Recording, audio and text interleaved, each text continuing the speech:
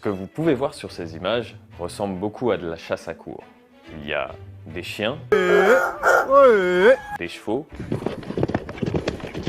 mais au final, aucune bête n'est chassée. Ça s'appelle le drag, une spécialité de la ville de Pau, dans les Pyrénées-Atlantiques. Et voici un de ses plus grands adeptes, Éric Gormand.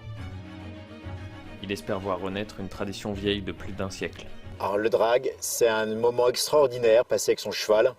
Un moment d'intimité, le cheval est très heureux dans la nature. C'est un simulacre de chasse à courre, donc il n'y a pas du tout d'animaux qui sont chassés. Les deux n'ont rien à voir. Le drag, c'est vraiment un sport, là où la chasse à courre, c'est vraiment un art de vivre. Vous pouvez très bien être à cheval pendant 6-7 heures, ne jamais faire de galop, ne jamais franchir un obstacle parce que il y a beaucoup d'attentes et ensuite c'est souvent en sous-bois et là vous n'avez pas la possibilité de faire des sauts. Alors le drag, c'est un sport en plein air durant lequel nous suivons une trace qui a été faite artificiellement le matin même par 2 personnes. Les dragueurs ont une technique.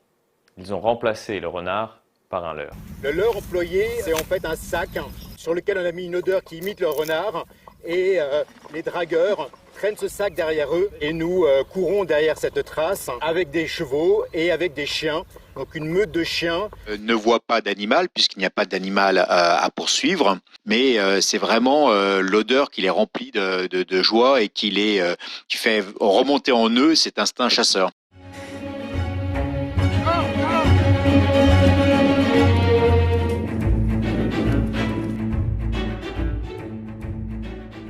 Pau a une tradition britannique et irlandaise, en tous les cas anglo-saxonne, depuis le passage de Wellington, ici, après les guerres napoléoniennes, lors de la retraite française d'Espagne. Les soldats britanniques s'entraînaient à monter à cheval en pratiquant la chasse à courre à l'époque.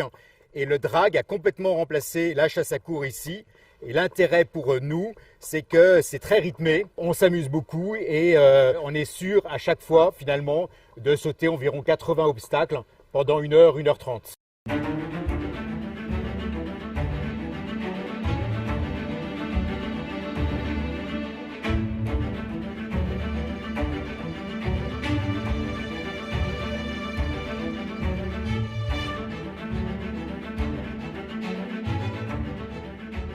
Nous partons pour 1h30 et ensuite ça se finit toujours par un déjeuner dans une auberge du coin qui est toujours très sympathique.